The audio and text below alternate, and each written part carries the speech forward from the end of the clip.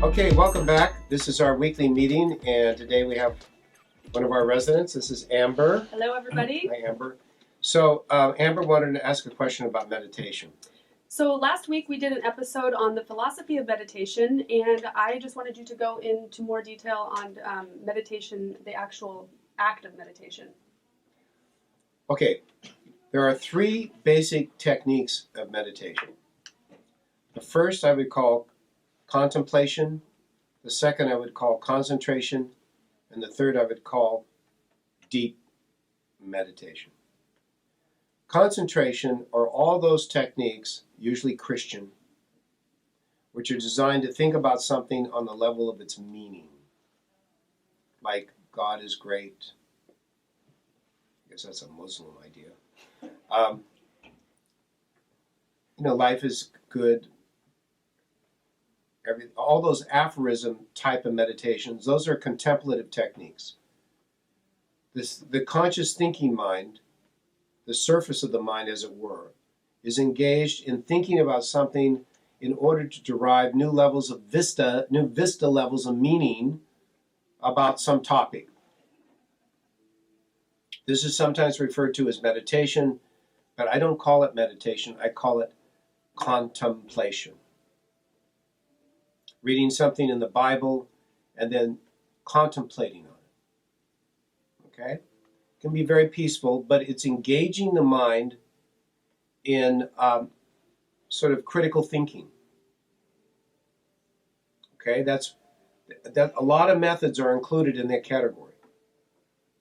Even the koan methods of Zen are involved in thinking about something, trying to figure out the answer to a riddle. This is what I call a contemplative method.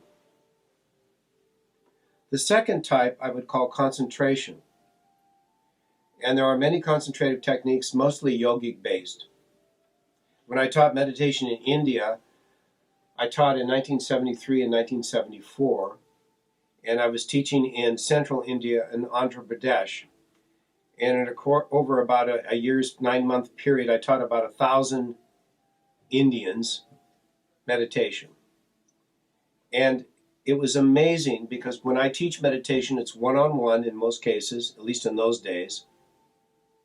And so you're sitting there with the aspirant, and you're imparting a meditation technique to them. So naturally, you will ask, "What are you doing? Are you doing anything?" Most Indians meditate. And what's interesting is, because they were taught in the villages, they're taught by the village pundit, gives the child at an early age a mantra, and then tells the person to concentrate on the mantra.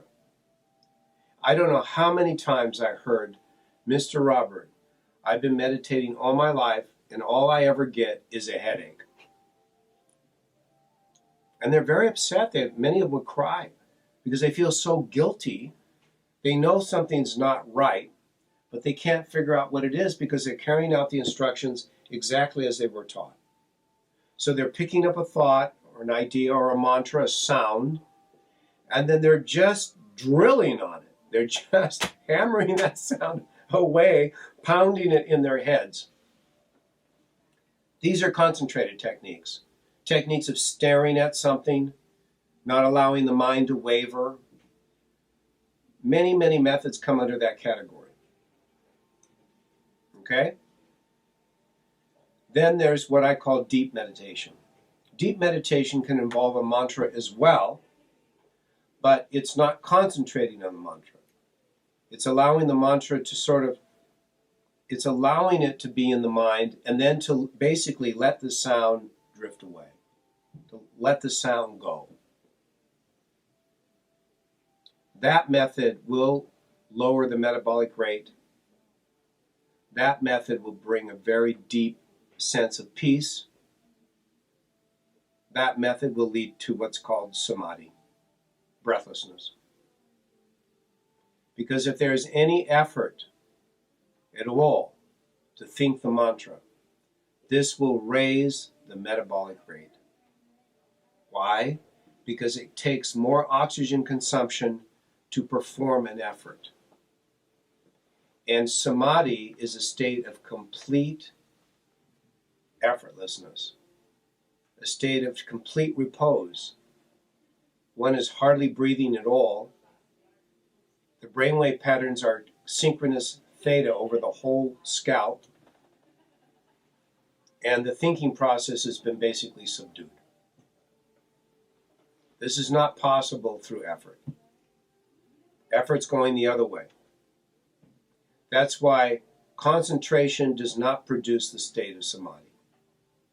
It produces a headache. Now there's breathing techniques which are Buddhist in nature called Vipassana, which are very, very popular. And the Vipassana methods will be very successful if there isn't if there isn't this intention to concentrate on the breathing. It's just this gentle feeling of the breath as it effortlessly goes in and out on the in-breath and the out-breath, and allowing the breathing to be as it is naturally, without any interference at all in the process. This also can be an effortless method because you're basically just gently being aware of an automatic process called breathing. This also brings a lot of inner peace. The mantric method is more powerful because the mantric method will actually bring about complete, total stoppage of thought completely. And the breathing method will not. It would take a very advanced practitioner of the breathing techniques to produce a state of samadhi. So those are your three types. There's concentration, there's contemplation, and then there's the real meditation. And it's not just from an Indian tradition. You can read a book from the 14th century called The Cloud of Unknowing, which was written by an anonymous monk in the Middle Ages who was Christian, and his description of his prayer method is exactly the description of my meditation method. There's no difference. And it's obvious that there were probably many people at that period of time that were practicing deep inner meditative prayer. And of course, all the monks of Mount Athos are practicing a deep inner meditative prayer. The mantra is, Holy Jesus, Son of God, have mercy on me. But they're not concentrating on it. They're just allowing it to gently roll around in the awareness, and if it fades away, they let it fade away. It's just that when they realize they're not thinking it anymore, they very gently begin to think it again. That produces a very beatific state of prayer. So it's not just Indian. The word mantra is obviously coming from Sanskrit, but you can use anything as a mantra. So the Eastern Orthodox tradition of Christianity is replete with deep meditative prayer methods. Okay? Thank you. Does that answer your question? Yeah. Anything else? Do you have a specific mantra that you like to use? Yes, I do. I use the sound I, because that's the sound it's the I concept that causes all the trouble. People suffer, the human being suffers because of a sense of doership. If the doership drops completely, then there is no doer, then there's nothing to suffer about, and there's no one to suffer. Enlightenment is not really it's not a mysterious subject. It can be clouded up with so much religiosity that it's hard to understand what's being got at. The simplest thing to say about sainthood is that there's no more sense of doership at all. The doer is gone. But it's not that there was a doer and now the doer has disappeared. It's not that there was an ego and now the ego has disappeared.